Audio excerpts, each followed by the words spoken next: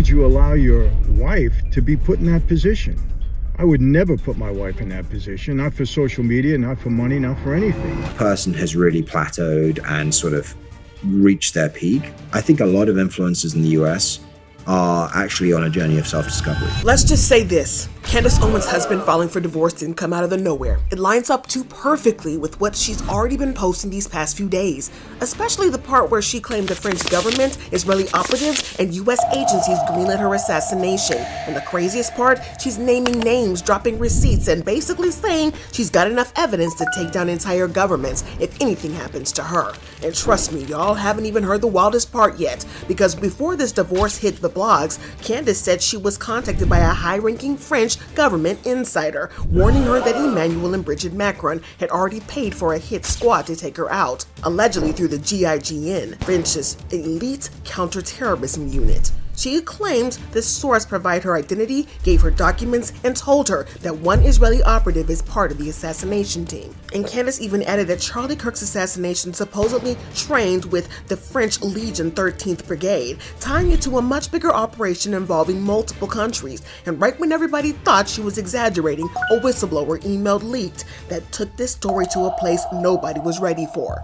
Candace read the email out loud, and the whistleblower claims the FBI, the Secret Service, and even the DEA knew something about this so-called plot tied to Charlie Kirk's death. Candace says Charlie found something out, and it cost him his life. That email, that checks out. Yeah, Secret Service, the FBI, the DEA being involved, why this plane found something out, and it cost him his life.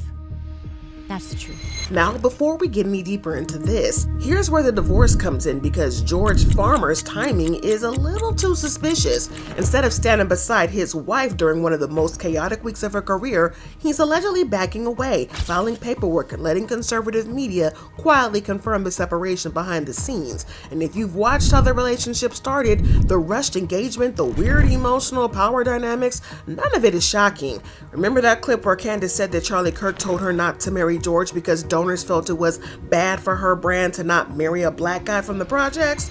And then one of the donors to Turning Point USA was telling him it would be very bad for my brand. And that really stuck with me. That one of the donors said, it would be very bad for your brand for you to not marry a black guy from the projects or something like that. That's right. Well, yeah, that clip hits way different today. But here's the thing. The divorce isn't even the biggest problem she's facing right now. Because while all this is happening, Candace is getting attacked from every side of her own political circle. At a Turning Point USA event, Pastor John Amanchukwu straight up called her evil. She was demonic and even told George Farmer in front of everybody to ask her to stop. Fighting against Erica Kirk, his wife, you have to be cruel and demonic to insinuate the things that she has insinuated over the past several weeks.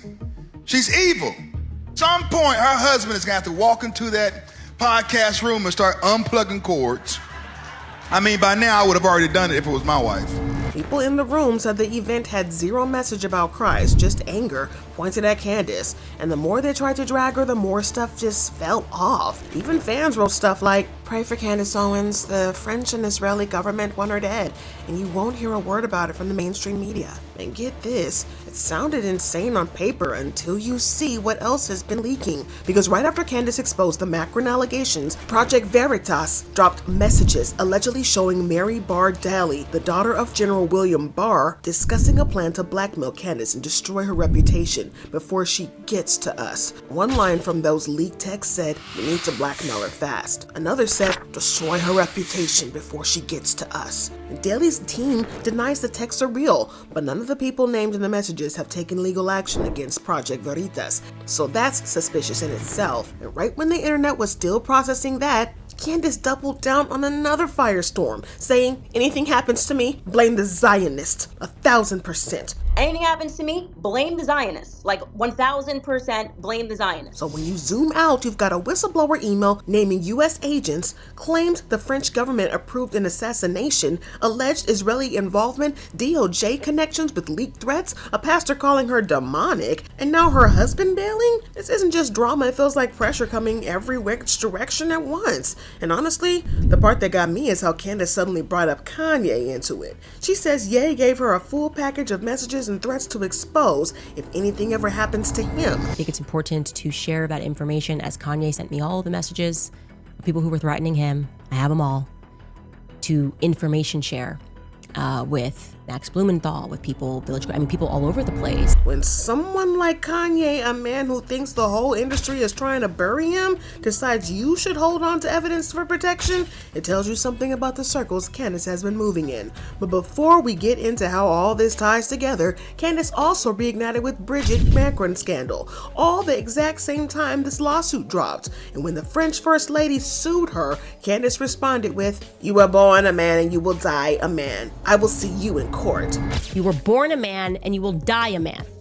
That's the point I'm making. So give us a sample. I'll send my doctors to take your blood. Figure it out real quick. I will see you in court. So picture this. She accuses Brigitte Macron of being transgender. Brigitte sues. Candace fires back even harder. Then a French insider claims the Macrons greenlit her assassination.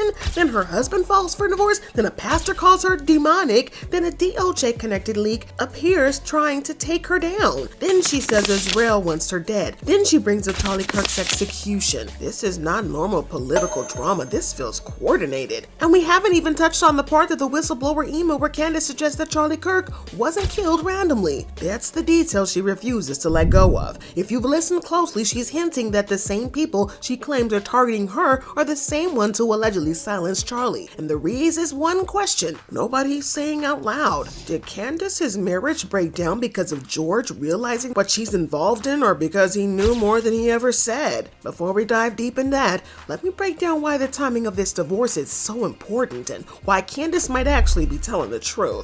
Now, before we move into the deeper political fallout, let's talk about what's really shaking people up. Why George Farmer chose this exact moment to walk away. As you guys already can see, this isn't just a random couple filing divorce quietly. George is the son of a British baron, raised in elite conservative circles, and deeply tied into the same world Candace's career depends on. Their whole relationship has always had this strange, almost strategic energy to it, from the story of them getting engaged in just 17 days to George describing her as having a power he couldn't explain. That clip that resurfaced recently where he talked about their engagement is being rewatched in a completely different way now. We met, we shook hands, and I just knew, kind of, when I met her, I was like, this is a woman who, she just commanded a power.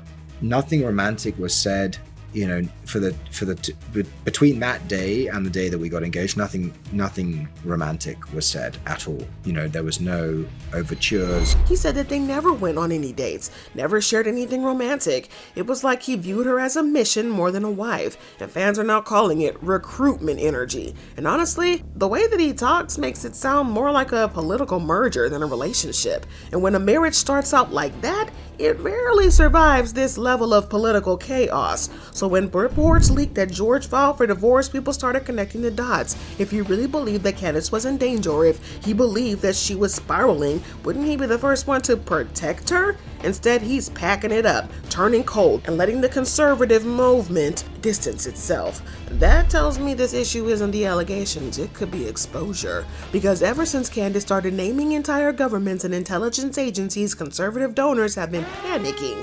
These aren't just small claims. She's accusing people with global reach, and George's world is built on political alliances. He knows exactly what lines cannot be crossed, and Candace is crossing them.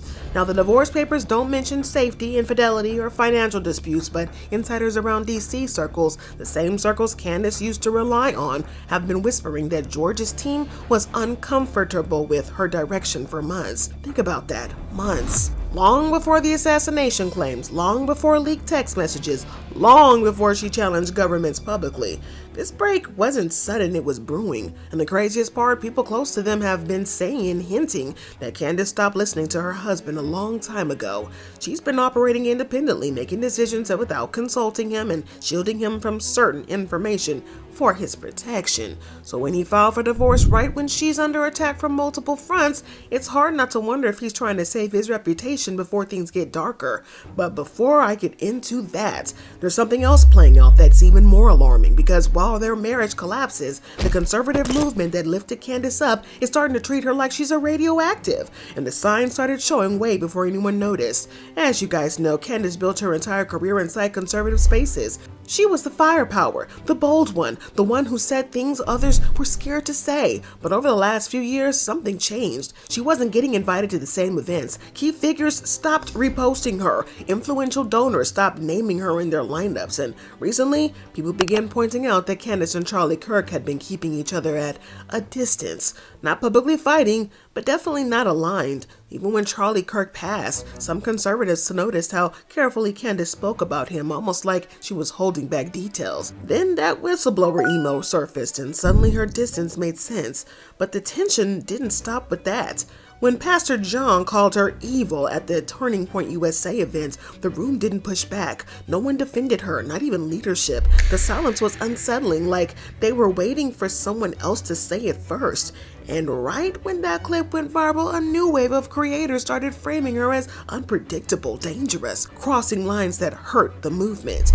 People who used to hype her up suddenly started acting like they didn't know her. This is how political machine isolates someone before pushing them out completely. But here's where things escalate even further. The way independent journalists are reacting, one journalist, Xavier Poussard, was mentioned by Candace as someone whose life was also at risk because of the same people allegedly targeting her.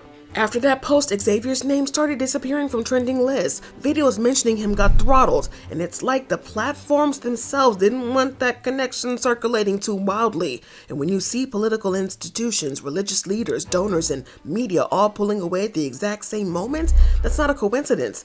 That's coordination, and Candace knows it, which is why she's fighting harder, louder, and with less fear. She has nothing to lose now.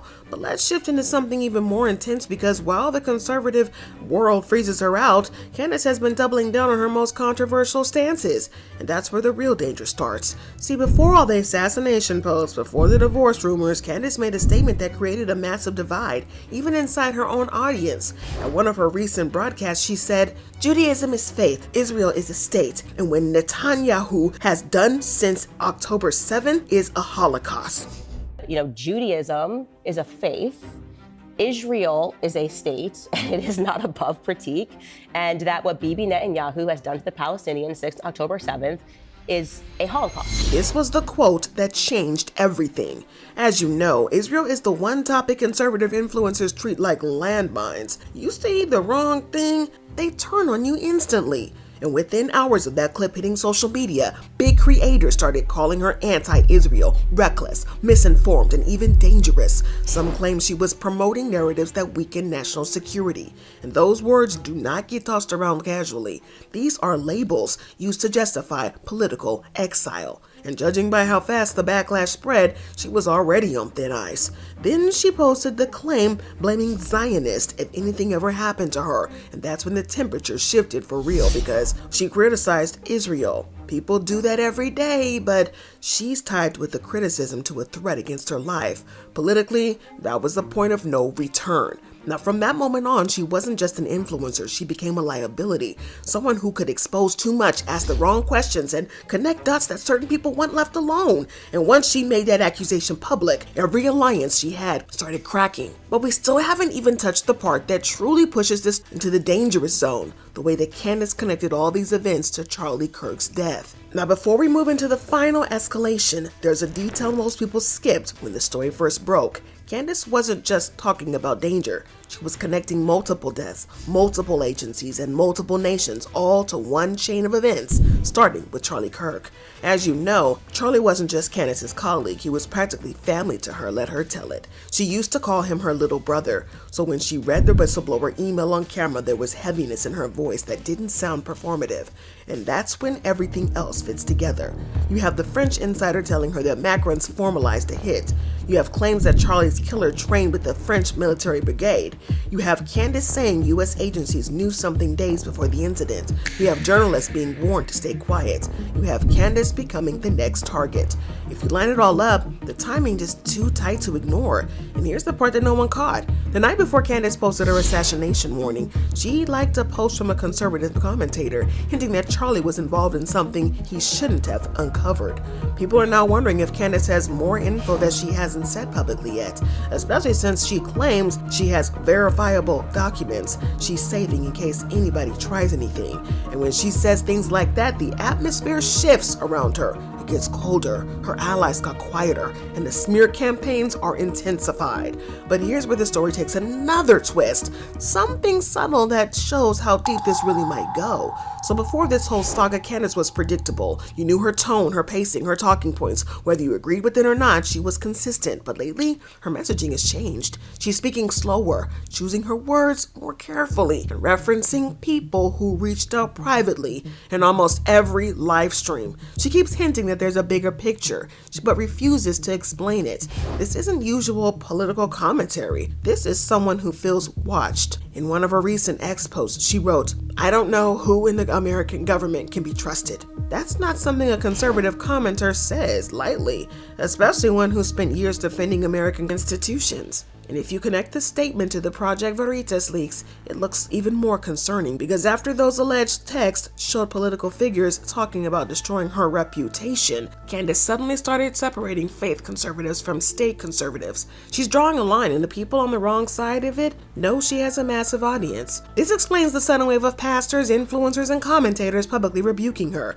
It's not just a disagreement, it's a strategic distancing. They don't want to be tied to whatever she's hinting at, and George, he doesn't want the smoke either. But before we get into why that matters, let's talk about the moment that made people ask if Candace was already being warned privately. As you know, conservative circles leak like crazy behind closed doors. Everybody talks. Everybody protects their own agenda. And when Candace posted her claims about the Macrons, people who used to support her suddenly just started whispering. The insiders I'm talking about aren't random commentators.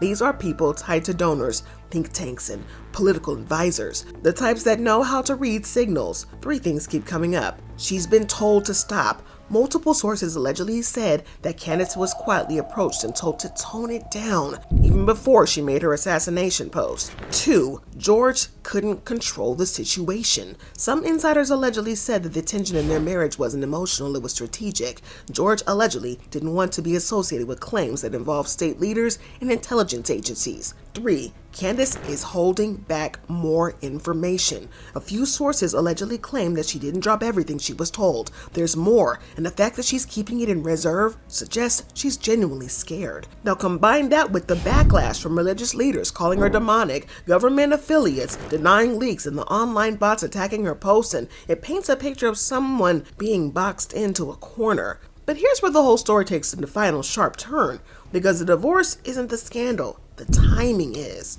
George didn't leave when Candace got sued by media outlets. He didn't leave when she clashed with commentators. He didn't leave when she fought fellow conservatives. He allegedly left when she accused world leaders of trying to kill her. That's not a coincidence. And the question now is simple. What does he know that made him back away right when she needed him the most? Before we wrap, I want to bring something forward that isn't getting enough attention. Candace has always had high-level connections, from Ye trusting her with evidence to politicians confiding in her during off-the-record meetings. She has access most commentators don't. If she says a French insider approached her, it's believable. If she says that she saw proof, it's possible. If she says institutions knew about Charlie Kirk's dangers, that's not that far-fetched. And when someone with that kind of access suddenly becomes a problem, you don't silence them with debates, you isolate them. And that's exactly what seems to be happening. Her husband stepped out, her allies pulled back, pastors turned against her publicly, influencers distanced themselves, and journalists close to her went quiet.